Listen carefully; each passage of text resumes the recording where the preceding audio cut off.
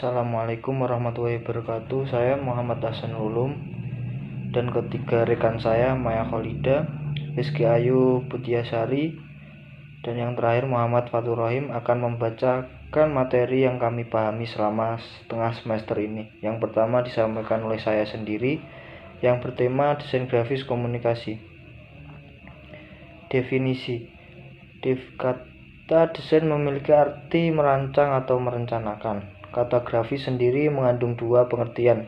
Yang pertama, graphin, bahasa Latin garis makna, yang kemudian menjadi grafik arts atau komunikasi grafis.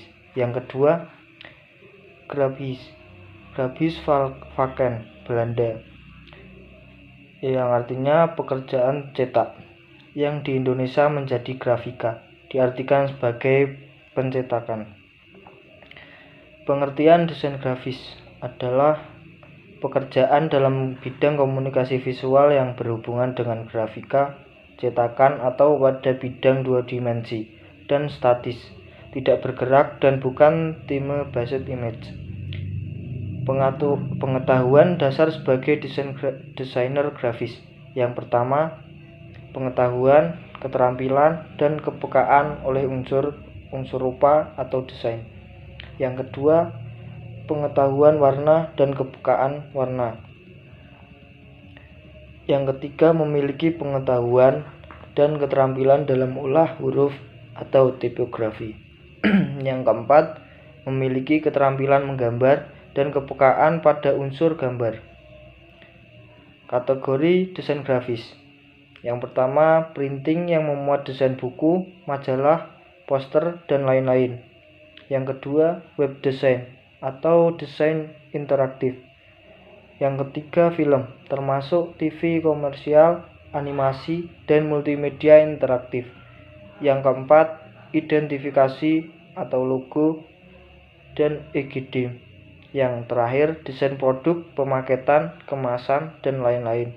Materi kedua, desain grafis adalah ilmu yang mempelajari dan mengembangkan bahasa visual, salah satunya untuk keperluan informasi dan komunikasi dari pelontar pesan secara komunikatif dan persuasif, dengan tujuan publikasi, promosi, dan pemasaran, menggunakan media informasi, misalnya televisi, website, majalah, surat kabar, dan brosur.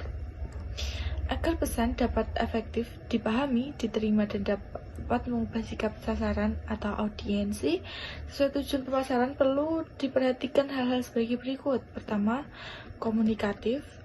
Kedua, kreatif. Ketiga, sederhana. Keempat, kesatuan atau unity. Kelima, penggambaran objek dalam bentuk image yang presentatif. Keenam, pemilihan warna yang sesuai. Ketujuh, tipografi atau font dan susunan huruf yang menarik. Ke-8, tata letak atau layout. Ke-9, memakai visual bergerak, contohnya animasi atau pakai movie. Dan terakhir, memakai navigasi atau icon. Kompetensi desain grafis meliputi sikap kerja, attitude, pengalaman, keterampilan, dan kepekaan. Yang terakhir, kreativitas atau creativity. Secara umum, pengertian dari desain grafis adalah seni dalam berkomunikasi menggunakan tulisan, ruang, dan gambar. Desain grafis merupakan bagian dari komunikasi visual. Ilmu desain grafis mencakup seni visual, tipografi, tata letak, dan desain interaksi. Proses rancangan desain grafis. Proses perancangan grafis secara umum yang pertama ada konsep, kemudian media yang dilanjutkan oleh ide atau gagasan, kemudian persiapan data dan perancangan yang kemudian akan direvisi menjadi final artwork atau FA yang berakhir menjadi produksi. Yang pertama ada konsep. Konsep adalah hasil kerja berupa pemikiran yang menentukan tujuan, kelayakan, dan sasaran yang dituju. Konsep bisa didapatkan dari pihak non-grafis antara lain ekonomi, politik, hukum, budaya, dan lain sebagainya, yang kemudian diterjemahkan ke dalam visual atau dalam bentuk warna, tipografi, dan seterusnya. Contoh kasus seperti partai politik X yang ingin menampilkan logonya sesuai dengan karakter partai dan anggotanya dengan mempelajari kehidupan atau karakter partai tersebut. Seorang desainer dapat membuat konsep seperti bersemangat, kokoh, keanekaragaman, dan berlandaskan agama. Kemudian yang kedua itu ada media. Untuk mencapai kriteria kesasaran yang dituju, diperlukan studi kelayakan media yang cocok dan efektif untuk mencapai tujuannya. Media bisa berupa cetak, elektronik, luar ruangan, dan lain-lain. Contoh kasus seperti setelah partai X dapat menentukan pasar dan kriteria yang ingin dicapai, langkah selanjutnya adalah menyampaikan melalui media. Kemudian, ide atau gagasan.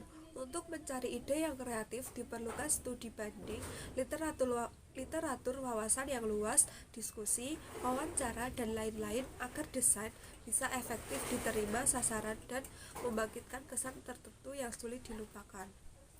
Kemudian, ada persiapan data dan perancangan. Data berupa teks atau gambar terlebih dahulu kita pilah dan seleksi. Apakah data itu sangat penting sehingga harus tampil atau kurang penting sehingga harus dapat ditampilkan lebih kecil, samar, atau dibuang sama sekali. Data dapat berupa data informatif atau data estetis. Untuk desain menggunakan komputer, data harus dalam format digital atau soft copy. Oleh karena itu, peralatan yang diperlukan untuk mengubah data analog ke digital seperti scanner dan kamera digital akan sangat membantu.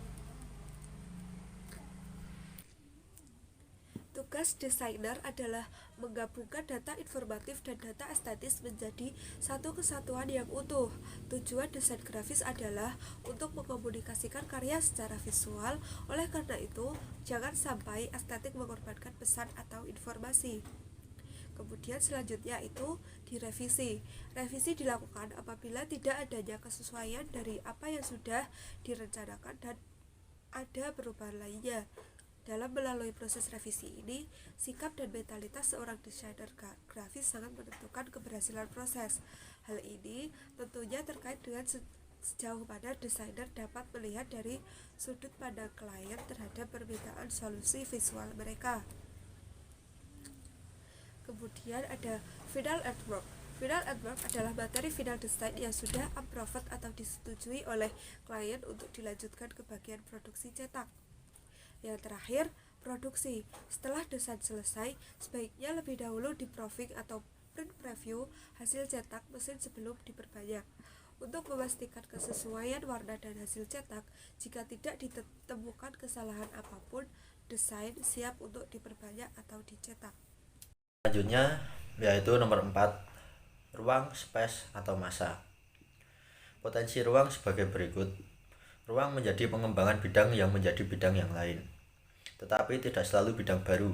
Ruang harus memiliki dimensi sehingga melahirkan berat massa pada bidang baru yang disebut ruang. Sebuah bentuk 3 dimensi dapat digambarkan pada permukaan yang terdiri atas beberapa bentuk 2 dimensi. Selain membentuk nuansa 3 dimensi, ruang juga dapat memperlihatkan penggabungan bentuk dari sisi atau cara pandang yang berbeda.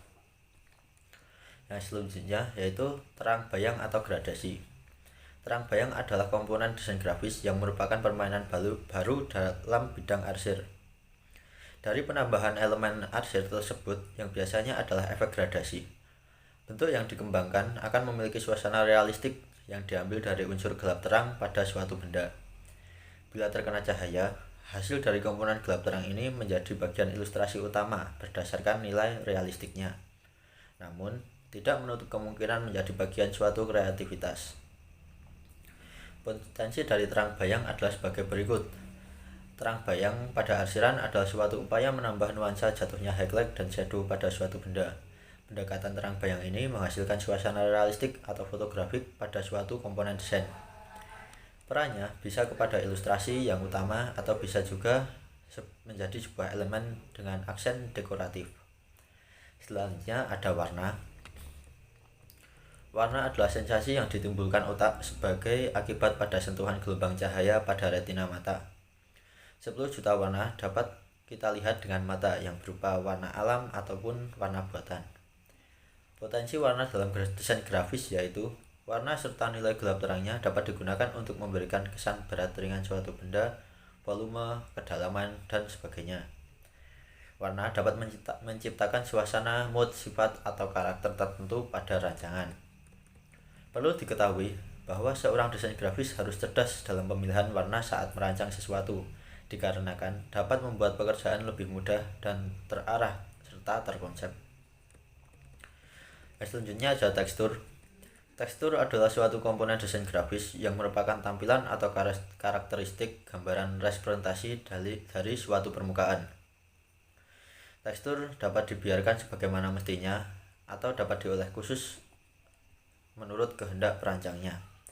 Tekstur merupakan salah satu unsur yang unik karena dapat mengaktifkan dua indera perasa sekaligus, yaitu visual dan raba.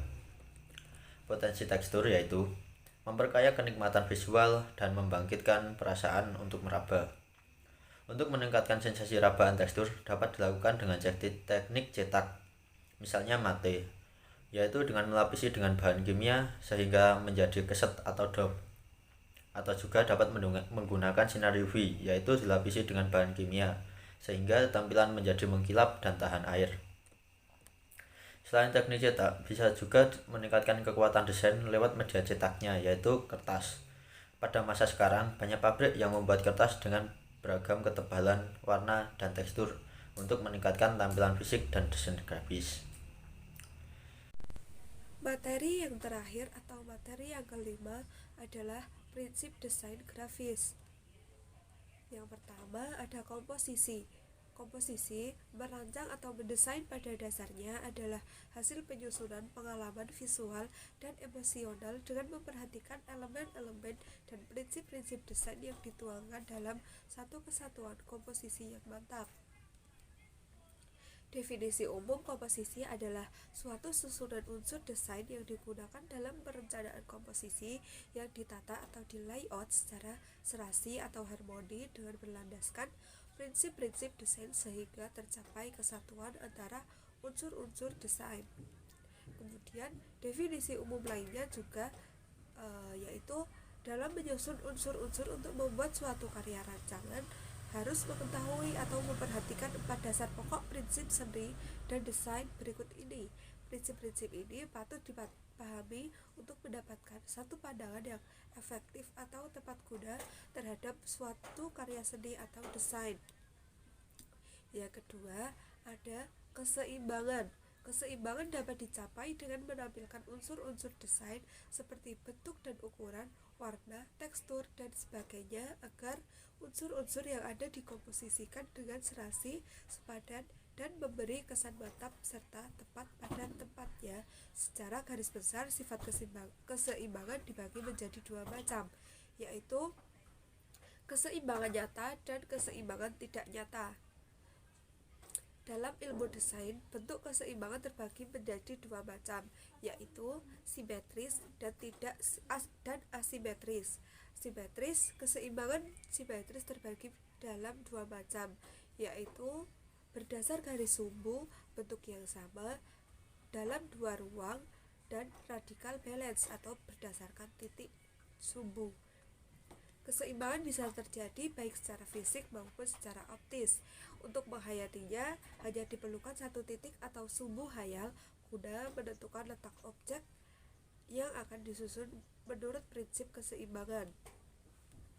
Kemudian asimetris. Asimetris memiliki sifat informal balance karena bagian-bagiannya, entah itu posisinya, letaknya, ukurannya, warnanya, atau lainnya, dirancang variatif untuk mencapai kedinamisan namun memiliki kesan sama, berat, atau seimbang. Hal ini merupakan upaya menciptakan penekanan dalam sebuah tampilan visual. Penekanan ini dilakukan untuk mengurangi unsur kejenuhan visual yang tampil dari sudut visual yang simetris. Kemudian irama atau gerakan. Irama atau gerakan merupakan upaya memvisualisasikan unsur gerak pada media grafis secara statis. Kemudian yang selanjutnya ada perbandingan atau proporsi. Suatu perbandingan atau antara suatu unsur atau materi yang satu dengan yang lain berhubungan dengan ukuran dan bentuk bidang yang akan disusun untuk menunjukkan ukuran perbandingan bagian-bagian atau keseluruhan antara serangkaian unsur yang dikomposisikan. Perbandingan merupakan salah satu prinsip yang menentukan baik tidaknya suatu komposisi atau struktur atau susunan dan seterusnya dalam mewujudkan bentuk. Bisa merupakan perbandingan ukuran, perbandingan posisi, atau perbandingan ruang. Kemudian, golden ratio adalah sebuah perbandingan satuan ukuran yang banyak dipakai dalam membuat sebuah karya seni atau grafis. Kemudian selanjutnya kesatuan atau unity atau total organization atau harmoni. Keserasian adalah prinsip desain yang diartikan sebagai keteraturan di antara unsur-unsur desain lainnya. Penggabungan elemen-elemen atau unsur-unsur desain dengan memperhatikan keseimbangan irama, perbandingan, dan semuanya dalam suatu komposisi yang utuh agar dapat untuk dipandang. Semua hal yang membentuk suatu rancangan ada hubungannya satu sama lain dengan seluruh rancangan, sehingga memberi kesan menjadi satu atau hubungan atau ikatan antara unsur-unsur yang satu dengan yang lainnya sebagai suatu bentuk yang tak dapat dipisahkan. Materi yang kami sampaikan cukup sekian dari kelompok kami, kurang lebihnya mohon maaf. Wassalamualaikum warahmatullahi wabarakatuh.